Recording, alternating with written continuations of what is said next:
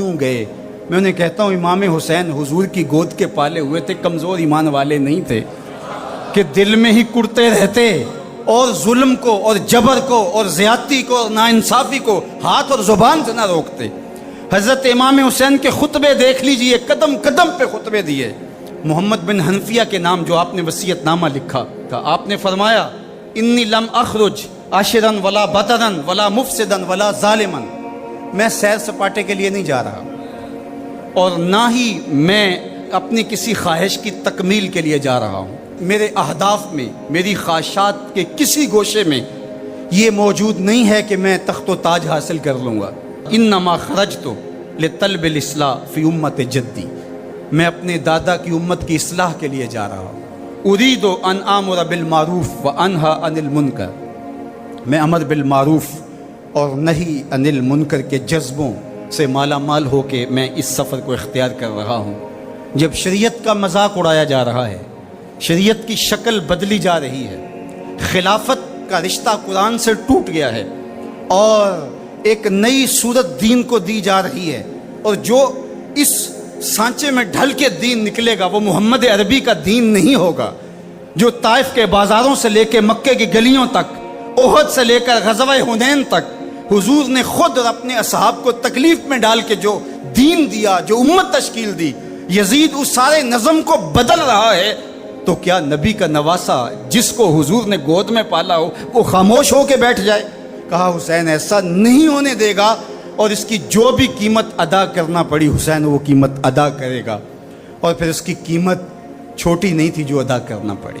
اگر حضرت امام حسین رضی اللہ تعالیٰ عنہ اس وقت کربلا کے تپتے ہوئے ریگزار میں، اس میدان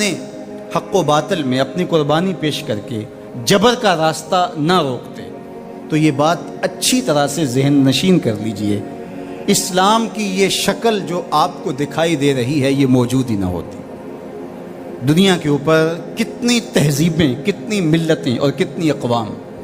جب ان کے اندر تغیر آیا تو وہ اپنی اصل صورتی چیزیں کھو بیٹھے۔ دنیا کے اوپر کتنے مذاہب، یہودیت کی شکل دیکھ لیجئے، کیا یہ وہی صورت ہے جو حضرت موسیٰ لے کر آئے؟ عیسائیت کی شکل دیکھ لیجئے، کیا یہ وہی صورت ہے جو حضرت عیسیٰ لے کر کے آئے؟ ابھی کچھ دن ہی نہیں گزرے تھے تو حواریوں کے بعد جو ہوا اور جس طرح سے دین عیسیٰ کا حلیہ بگاڑ کے رکھ دیا گیا، جس طرح موسوی دین کی شکل تبدیل کر کے رکھ دی گئی، تو کیا دین محمدی کی شکل باقی رہ جاتی؟ جب یوں دین کی صورت اور شکل کو بدلنے والے میدان میں آپ موجود ہوئے تھے،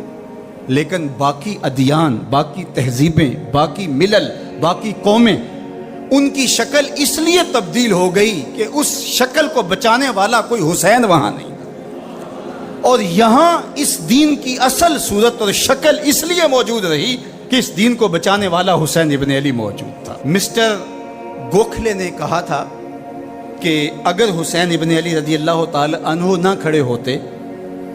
تو اسلام یا تو مٹ ہی جاتا، اور اگر موجود رہتا تو اس کی وہ شکل نہ ہوتی جو محمد بن عبداللہ لے کر آئے تھے، اس کی شکل وہ ہوتی جو یزید پیش کر کے جاتا۔ لیکن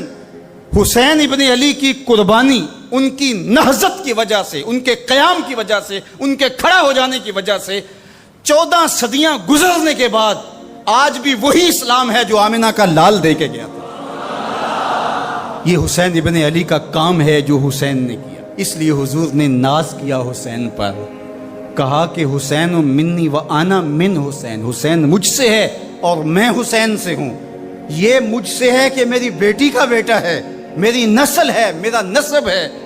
میں حسین سے ہوں، قیامت تک میرے دین کا جھنڈا جھولتا رہے گا، تو اس کی بنیادوں میں لہو حسین ابن علی کا۔ حضرت امام حسین رضی اللہ تعالی عنہ نے ایک بات کہی تھی، جب بیعت کا آپ سے مطالبہ کیا گیا تو آپ نے یہ نہیں کہا کہ میں یزید کی بیعت نہیں کرتا،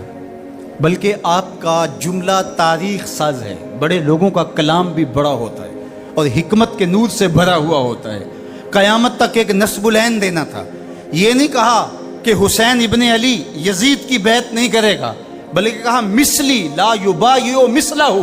میرے جیسا اس جیسے کی بیعت کیسے کر سکتا ہے؟ تو یہ قیامت تک کے لیے لاہ عمل دے دیا کہ جو حسین کے نقش قدم چلنے والا ہوگا وہ وقت کے یزید کے ہاتھ میں ہاتھ نہیں دے سکتا، چاہے گردن کٹ جائے، بازو کٹ جائے، خاندان لٹ جائے۔ یہ حسین